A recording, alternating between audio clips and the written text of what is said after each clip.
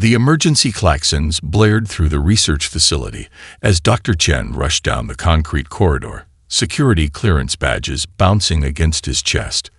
Overhead lights flickered, bathing everything in uneven pulses of harsh fluorescence. Behind him, 3 military personnel struggled to keep pace, their boots echoing against the steel-reinforced floors. "How bad is it?" Colonel Rivera asked, her voice tight with controlled panic. "Beijing and Moscow are gone," Dr. Chen replied without breaking stride. "London's defenses are failing. The Varaxian ships don't even slow down when our missiles hit them." They reached a massive steel door marked with biohazard symbols and quantum research warnings. Dr. Chen pressed his palm against the scanner, then leaned forward for the retinal verification. The door hissed open, revealing a cavernous laboratory filled with equipment that looked too advanced to be human-made. "This was never meant to be activated," Dr. Chen said quietly as they entered. Project Singularity was theoretical, a last-resort contingency. In the center of the laboratory stood a sleek capsule connected to a tangle of quantum processors and neural mapping equipment. Engineers and scientists worked frantically at various stations, their faces pale with exhaustion and fear. "We've been monitoring global military responses," Dr. Chen continued, gesturing to a holographic display showing red failure indicators across every continent. "Conventional weapons are useless. Nuclear strikes barely register on their shields. We have hours, maybe days, before they control the entire surface." Colonel Rivera stared at the capsule. "What exactly is singularity?" "Not what. Who," Dr. Chen corrected, opening his tablet to display a personnel file. "We need Sergeant Elijah Washington. His neurological mapping shows unprecedented compatibility with the interface." "The interface that you promised the ethics committee would never be built," reminded Dr. Kamari, the team's neuroscientist, approaching with dark circles under her eyes. "The one that will almost certainly kill whoever uses it." The facility shuddered as something massive impacted the mountain above them. Dust sifted down from the ceiling. "They're getting closer," Colonel Rivera noted grimly. "What makes this Washington so special?" Dr. Chen pulled up brain scans showing unusual neural architecture. Most human minds reject the quantum overlay. Washington's brain chemistry suggests he might survive integration long enough to make a difference. Another impact, stronger this time. Emergency lights activated as primary power fluctuated.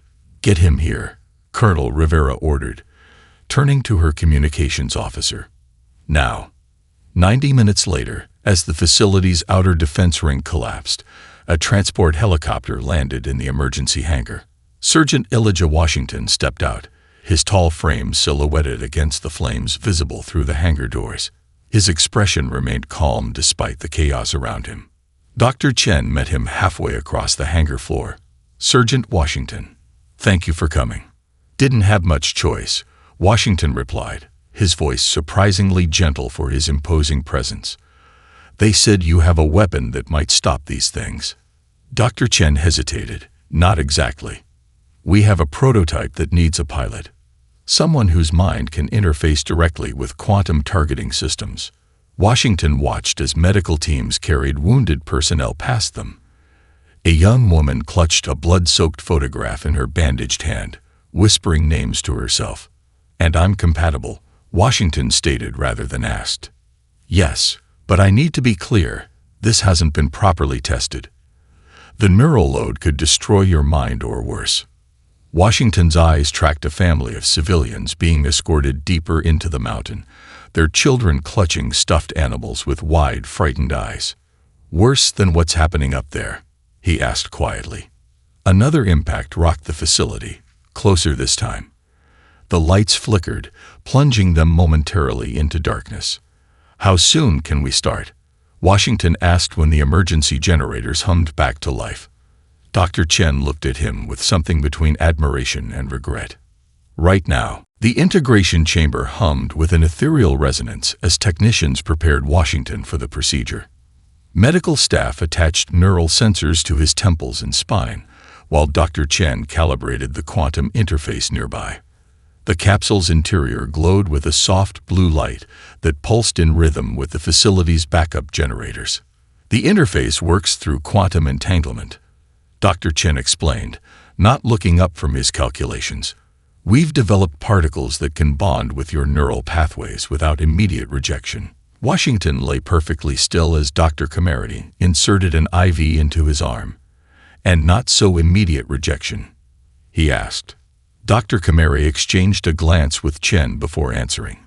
Your brain will eventually identify the quantum nodes as foreign bodies. We've designed them to mimic natural neural structures, but the disguise isn't perfect. How long do I have? Theoretical models suggest 72 hours before degradation begins, she replied. But this is uncharted territory, Sergeant.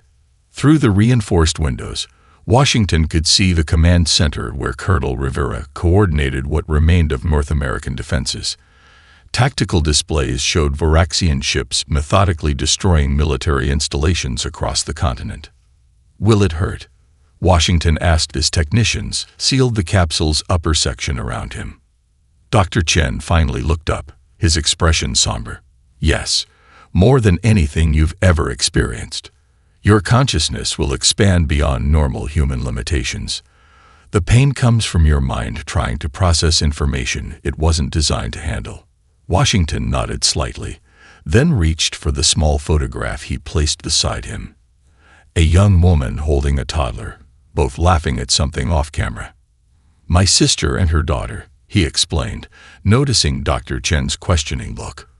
They were in Seattle when the first strikes hit. Understanding dawned on Chen's face. I'm sorry. Don't be. Just make sure this works. The capsule sealed with a pneumatic hiss.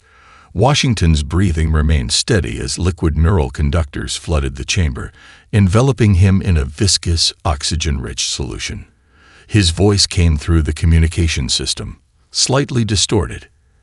I had a dream last night, he said as the fluid rose past his chest. I was standing on a beach watching two suns set. Felt more real than this does. Dr. Chen moved to the primary control station. The interface sometimes causes precognitive episodes during the adaptation phase. Your brain preparing itself for expanded perception. Convenient warning system, Washington replied with remarkable calm as the fluid covered his face. Dr. Chen initiated the sequence. Neural mapping engaged. Quantum resonance aligning. Initiating primary junction in 3, 2, 1. Washington's body convulsed as billions of microscopic quantum nodes activated simultaneously, bonding to his neural pathways in cascading waves. On the monitors, his brain activity spiked beyond measurable parameters. His heartbeat accelerated dangerously before the medical systems automatically injected stabilizers. Junction holding, Dr. Humanity reported, eyes fixed on the biological readouts. Neural pathways accepting quantum overlay at 73%, higher than any simulation predicted. Dr. Chen watched as Washington's consciousness signature transformed on the quantum displays, expanding into previously inaccessible dimensions of perception. He's integrating faster than expected. Remarkable. The facility shuddered as another impact struck the mountain above. Warning lights flashed as security systems reported breaches in the upper levels. We're out of time, Colonel Rivera announced over the intercom. Varaxian ground forces have reached the access tunnels. 20 minutes until they breach the main laboratory. Dr. Chen looked at Washington's neural readings with growing concern. We need at least 40 minutes for safe integration. What happens if we accelerate? Rivera demanded. We might lose him entirely, Dr. Humanity warned. His consciousness could fragment beyond recovery. In the capsule, Washington's eyes snapped open, glowing with an inner light that had never been seen in human eyes before. When he spoke, his voice resonated with harmonic overtones that didn't sound entirely human. Do it, he said. I can feel them coming.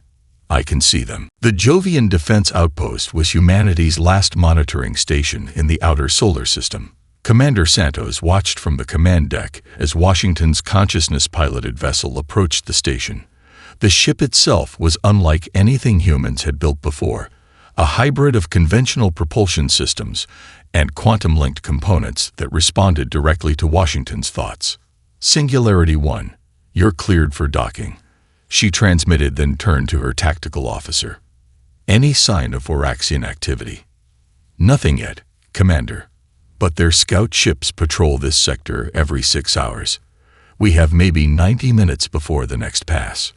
Washington's voice came through the communication system, layered with harmonic undertones that made several crew members exchange uneasy glances. Commander Santos, I'm detecting 3 Voraxian vessels approaching from Saturn's rings.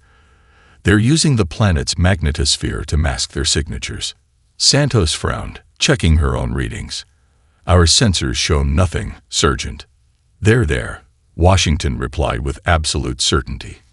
I can feel their navigation systems calculating approach vectors. They'll be within weapons range in 17 minutes. Dr. Chen's voice cut in from Earth Command. Washington's perception now extends beyond conventional sensor technology. I suggest treating his intelligence as accurate. Santos nodded grimly. Initiating emergency protocols. All personnel to battle stations. Precisely 16 minutes and 43 seconds later, 3 crystalline Voraxian scout ships emerged from behind Saturn's rings, their engines flaring as they accelerated toward the station. Before Santos could issue orders, Washington's vessel moved with impossible precision, executing maneuvers that should have torn it apart under the strain. He's drawing them away from the station, the tactical officer reported, watching in amazement as Washington's ship danced through space, evading weapons fire that had destroyed every other human vessel it had touched. On the neural interface monitors back at Earth Command, Dr. Chen watched Washington's brain activity with growing concern. His consciousness is expanding exponentially. He's processing information faster than our systems can measure. Dr. Kamari studied the medical readouts. His human neural architecture is reconfiguring to accommodate the data flow. I've never seen anything like this. On the screens, Washington executed a maneuver that seemed to bend the laws of physics, looping his ship through a gravitational slingshot around a small moon, then emerging directly behind a Lid Voraxian vessel. A single quantum-enhanced weapons burst struck the alien ship's previously impenetrable shields, causing them to flicker and fail. He found their frequency, Dr. Chen whispered in disbelief. He somehow intuited the resonance pattern of their shield technology. 2 more perfectly placed shots disabled the remaining scouts. For the first time since the invasion began, human weapons had successfully neutralized Voraxian technology. The station erupted in cheers, but Santos noticed something concerning on her private channel with Washington. His verbal responses were becoming increasingly fragmented, interspersed with mathematical equations and quantum formulas. Washington, are you all right? She asked. There was a long pause before he responded. I am, functioning optimally. The tactical solutions were obvious once I perceived the underlying patterns. You sound different, Santos pressed. Another pause. I am different. I see everything now. The Voraxians, their ships, their strategies. They're all expressions of mathematical certainty. Beautiful, but predictable. Dr. Chen's voice returned, concerned. Washington, what's your name? Your full name. The silence stretched longer this time.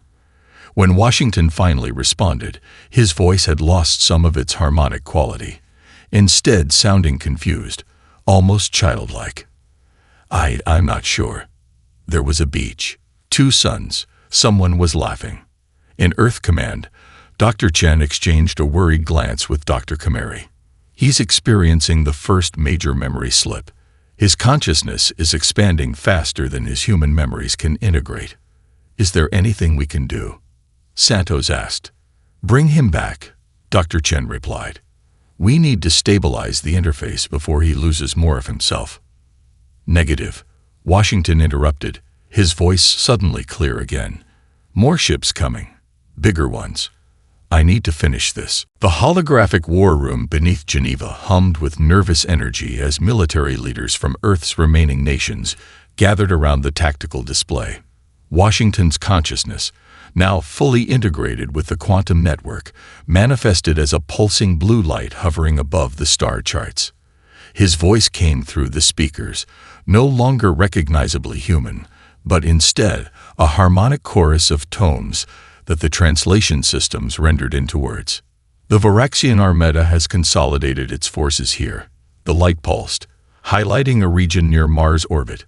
They believe concentration of firepower is their advantage. General Takahashi studied the formation. It is their advantage. Even with your capabilities, those are impossible odds. The blue light shimmered. Conventional thinking. Linear strategy. This is why they cannot comprehend human intuition. Dr. Chen watched from his monitoring station, noting the increasing abstraction in Washington's communication patterns. The neural interface was stable, but Washington's humanity was fading rapidly, memories and personality fragmenting as his consciousness expanded beyond human limitations. "What do you propose?" asked Admiral Cheng, the highest-ranking surviving naval officer. The holographic display shifted as Washington manipulated the projection, showing Earth's remaining unmanned vessels, reconnaissance drones, automated cargo ships, and mothballed satellites, reconfiguring into an attack formation. "I will coordinate simultaneously through quantum entanglement. Each vessel becomes an extension of my perception." Dr. Kamari leaned toward Chen. "That's not possible. The processing requirements alone mold. His mind no longer operates with human constraints." Chen interrupted quietly. "Our projections stopped being relevant days ago." The blue light expanded, tendrils of energy reaching toward the assembled leaders. "Your authorization is required." A tense silence filled the room before General Takahashi nodded. "Granted. When can you deploy?" "I already have." The display shifted to real-time footage from orbit, showing hundreds of vessels activating simultaneously across the solar system, their systems coming online as Washington's consciousness flowed through their control mechanisms. The ships moved with organic fluidity, forming patterns too complex for human tactical doctrine. "My God," whispered Admiral Cheng. "They're moving like a school of fish." The Varaxian fleet responded predictably, shifting to intercept the largest concentration of approaching vessels, exactly as Washington had anticipated. A secondary formation of Earth ships appeared from behind Mars, using the planet's mass to shield them from detection. The Varaxians recalculated with perfect logical precision, splitting their forces to address both threats. That's when Washington implemented what would later be called the impossible maneuver. Every human vessel simultaneously executed random course changes with no discernible pattern, creating chaotic movement that Varaxian targeting systems couldn't predict. "They cannot target what they cannot predict," Washington's harmonic voice explained. "Their entire computational model requires pattern recognition." On the screens, Varaxian weapons fire missed target after target, while Earth vessels struck with unerring accuracy at previously undetected vulnerabilities in the alien ship's defenses. Lieutenant Park, a young engineer recently assigned to the project, approached Dr. Chen with a tablet. "Sir, we think we found a way to stabilize his memory centers. This photograph." She displayed the image Washington had kept with him during integration, his sister and niece laughing in happier times. In the midst of coordinating the most complex battle in human history, Washington's blue light flickered unexpectedly. The harmonic voice faltered. "That image. I know them." Dr. Chen took the tablet. "Yes, Washington. That's your sister, Rebecca. Your niece, Zoe. Remember." The battle continued overhead, Earth forces gaining unprecedented advantage.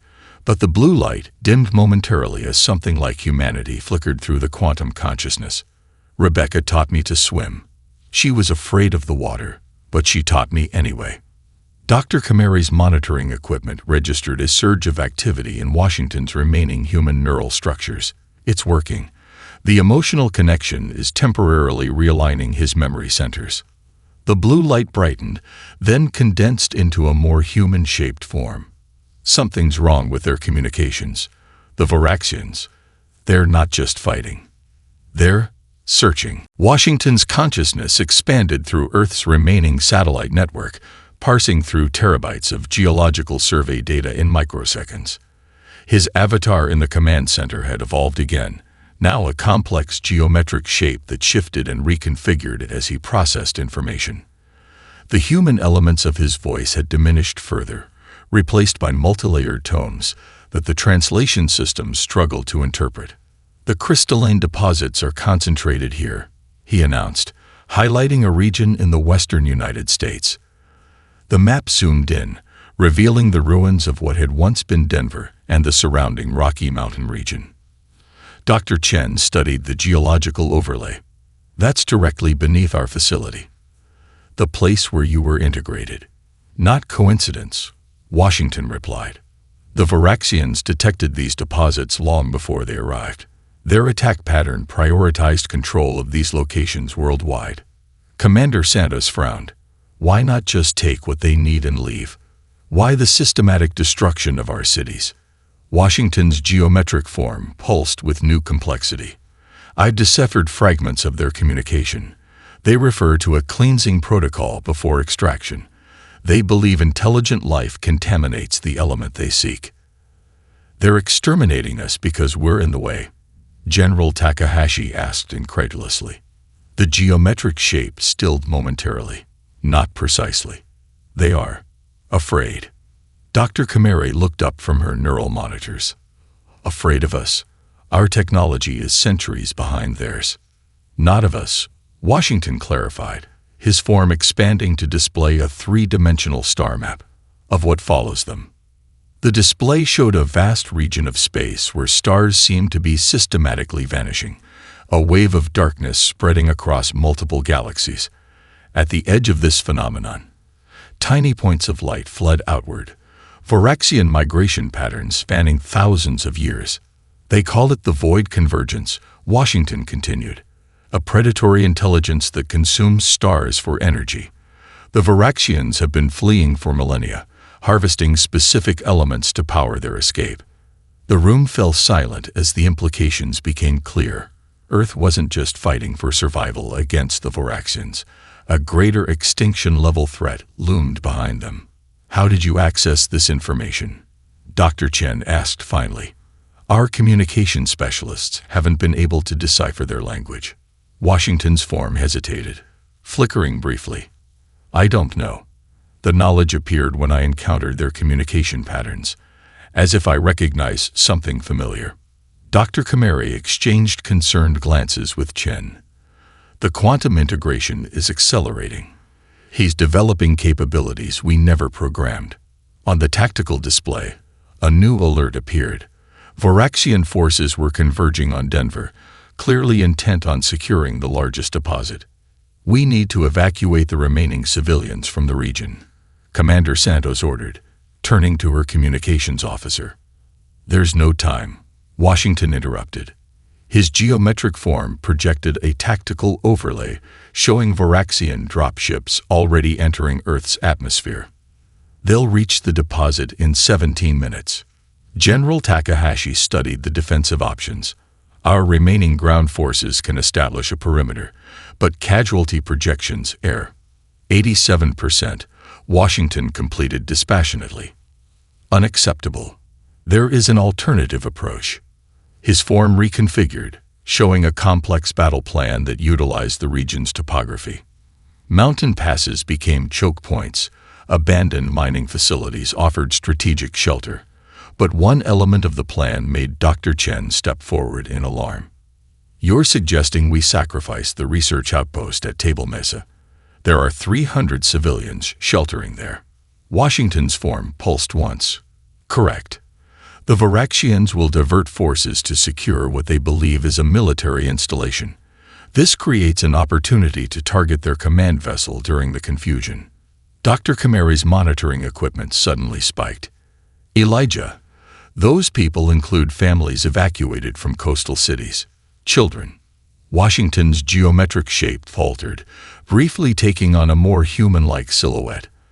"I understand the ethical concern, but tactical analysis indicates no alternative with acceptable success probability."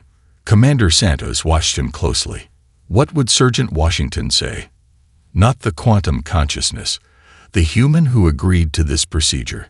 The geometric shape stilled completely, then slowly resolved into a recognizable human outline.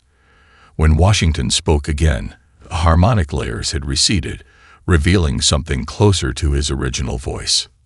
He would look for another way. The neural interface chamber had been reconfigured into something barely recognizable as human technology. Quantum processors pulsed with ethereal light, while cooling systems struggled to manage the enormous energy output.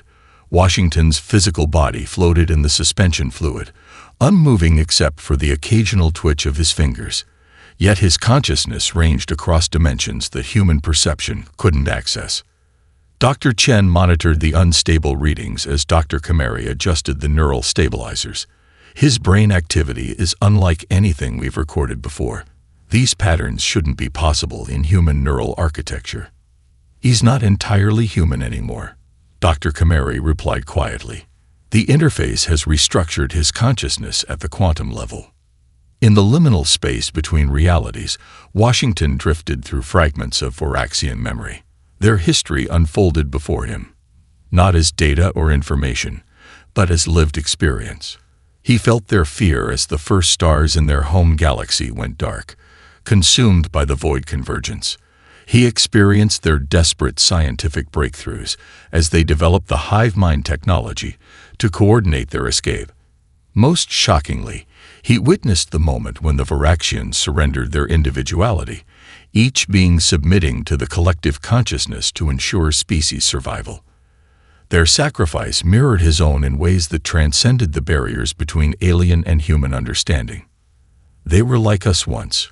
Washington's voice emerged from the facility's speakers, startling the scientists. Before the hive mind, they had art, music. They loved their children. Dr. Chen leaned closer to the interface's communication panel. Washington, can you hear me? I hear everything, came the reply, Washington's voice overlaid with harmonic frequencies. Their history, their fears. The collective was meant to be temporary, an emergency measure, but they forgot how to be individuals. In the command center, Commander Santos listened intently. Can this help us fight them? There was a long pause before Washington responded. Not fight. Free. The neural monitors spiked dramatically as Washington's consciousness fully integrated the fragments of Voraxian memory. His physical body arched in the suspension fluid, eyes opening to reveal pupils flooded with quantum light. Their hive mind uses quantum entanglement similar to my interface, he explained, his voice steadier now. The technology that connects me to our weapons could be reconfigured to disrupt their collective consciousness. Dr. Kamari studied the new readings with growing concern. That would require exponentially more processing capacity than your current integration. The neural load would be catastrophic. I understand, Washington replied simply. The room fell silent as the implications became clear. Commander Santos stepped forward. There must be another way. The Voraxians aren't inherently hostile, Washington continued. Their aggression stems from fear and the loss of individuality. If we can disrupt the hive connection, individual Voraxians might remember who they were before, beings capable of empathy and cooperation. And the crystalline element they're seeking? General Takahashi asked. There's enough on Earth to share, Washington answered. Enough to help them continue their escape from the void convergence. Dr. Chen approached the interface chamber, pressing his palm against the transparent barrier. The neural reconfiguration you're proposing would destroy what remains of your human consciousness. There would be no coming back, Elijah. For the first time in days, Washington's face showed a recognizable human expression, a slight, sad smile. The quantum light in his eyes dimmed momentarily. I know it, he said, but I've seen what the void convergence did to the Voraxians' homeworlds. If it reaches Earth, nothing survives. This is the only path with a non-zero probability of saving both species. Dr. Kamari wiped away a tear. The modifications would take days to implement, and we don't have. I've already designed them, Washington interrupted as complex schematics appeared on every screen in the facility. The changes can be completed in 7 hours.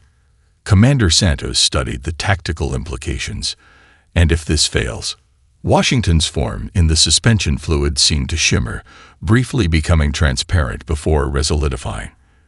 Then humanity will have lost nothing except one soldier who was already changing into something else. Dr. Chen looked at the schematics, then at the man floating in the chamber, no longer fully human, not quite machine, something unprecedented. "It should be your choice, Elijah," he said softly. "Not the quantum consciousness, but you." Washington closed his glowing eyes. When he opened them again, they were briefly, startlingly human. "It is." The launch sequence initiated as Earth's remaining defense systems cleared a path through the Varaxian blockade.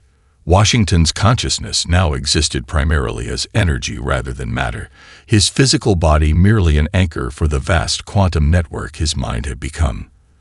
The facility hummed with power as the final preparations were completed for his transfer to the specialized vessel that would carry him to the Varaxian mothership.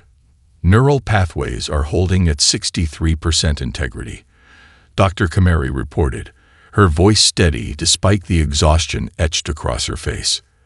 "That should be sufficient to maintain cohesion during transit." Dr. Chen nodded, making final adjustments to the quantum transmitter. "The disruption sequence is encoded. Once you reach their central processing node, the signal will cascade through their entire fleet." Commander Santos approached the chamber where Washington's physical form floated, now barely recognizable as human. His skin had taken on a translucent quality, quantum energy visibly flowing beneath the surface. "The diversionary attack is in position," she informed him. "We'll draw their defensive forces away from the mothership for exactly 12 minutes. That's your window." Washington's acknowledgement came not as words, but as a pulse of energy that the facility's systems translated. "Understood. 12 minutes will be sufficient." Dr. Chen hesitated before asking the question weighing on everyone's mind. "Elijah, what are the chances this will work?" Another energy pulse. "The probability of successful disruption is 57%. The probability of my consciousness surviving in any recognizable form is 17%. The room fell silent. Finally, Dr. Kamari spoke. "Is there anything you want us to tell your family? Anyone left who should know what you did?" For a moment, the energy pattern stabilized into something more human. Washington's physical form opened its eyes, looking directly at her. "Tell Rebecca I remember the lake house. Summer evenings watching fireflies with Zoe. Tell her that was enough. A good life, even if it was short." The countdown reached final stages. Technicians rushed to make last-minute preparations as the specialized transport vessel powered up its engines. Transfer initiating in 3, 2, 1. Washington's consciousness flowed from the facility's systems into the vessel, taking with him the accumulated knowledge of humanity and the collected fragments of Varaxian memory he had gathered. The ship's systems came alive with quantum. 6 months after what became known as the Confluence, the rebuilt Geneva headquarters hosted representatives from both humanity and the Varaxian separatists. The chamber had been designed with both species in mind. Environmental controls accommodating the different atmospheric preferences, translation systems facilitating communication between fundamentally different forms of consciousness. Commander Santos, recently promoted to admiral, addressed the assembly with a steady voice that belied her lingering grief. "Today marks the official formation of the Joint Defense Initiative against the Void Convergence. Human and Varaxian scientists have confirmed that with our combined technologies, we can create a defensive perimeter extending beyond Neptune's orbit." Dr. Chen studied the crystalline form of Kurexa, the Varaxian representative who had once been part of their hive mind, but now maintained individual consciousness. The alien structure pulsed with light patterns that the translation systems interpreted as agreement and cautious optimism. "The element extraction proceeds efficiently," Kurexa communicated. "Without the need for conquest, we have developed methods that leave your ecosystems intact. The first shield generators will be operational within 2 planetary cycles." Dr. Kamari entered the chamber, her expression betraying excitement despite the formality of the proceedings. She approached Dr. Chen, whispering urgently, "It's happening again." The pattern. Chen excused himself, following her to the monitoring station, where the quantum network displayed familiar energy signatures. Across Earth's communication systems, mathematical equations appeared and disappeared in microseconds, complex formulations that, when decoded, formed images of human experiences. Children playing, sunsets over oceans, moments of connection between individuals. "It's the same pattern as last month," Kamari confirmed. "Always different equations, but they consistently translate to emotional experiences." Chen nodded, watching the equations flow. He's still out there. Not entirely Washington anymore, but not entirely gone either. In the memorial garden outside, Rebecca Washington stood with her daughter beside the monument dedicated to her brother. Unlike traditional military memorials, this one contained no statue or plaque, just a simple crystalline structure that occasionally pulsed with light, similar to but distinct from Varaxian biology. General Takahashi approached, standing respectfully at a distance. "Mrs. Levine, your brother's sacrifice. He isn't gone," Rebecca interrupted gently, watching as her daughter placed wildflowers at the base of the crystal. "He's just everywhere now." As if in response, the crystal pulsed with soft blue light. 7-year-old Zoe giggled, pressing her small hand against the surface. "Uncle Eli is telling me about the stars again." Takahashi looked skeptical but polite. "Children often sense things we can't." "It's not just her," Rebecca smiled sadly. "The Varaxians confirmed it 3 months ago. Whatever Elijah became when he merged with their collective consciousness, he didn't disappear. He fragmented, pieces of his consciousness scattered across both our networks and theirs. Not controlling, just watching, remembering." In orbit, the first joint human-Varaxian construction teams worked on the initial phase of the defensive perimeter. Their communication systems occasionally experienced unexplained deficiencies, translations that should have taken hours happening instantaneously, complex engineering problems solving themselves as if guided by an unseen hand. On Earth, Dr. Chen stood on the roof of the research facility, gazing at the night sky where strange new stars now shone. The light of Varaxian vessels no longer bent on conquest, but working alongside human ships. "We weren't the weapon," he said quietly to the empty air. "You were right about that, Elijah. It wasn't the technology or even your transformation. It was the choice to share rather than destroy. The capacity to see another way." A soft breeze stirred unexpectedly, carrying the scent of lake water and summer evenings.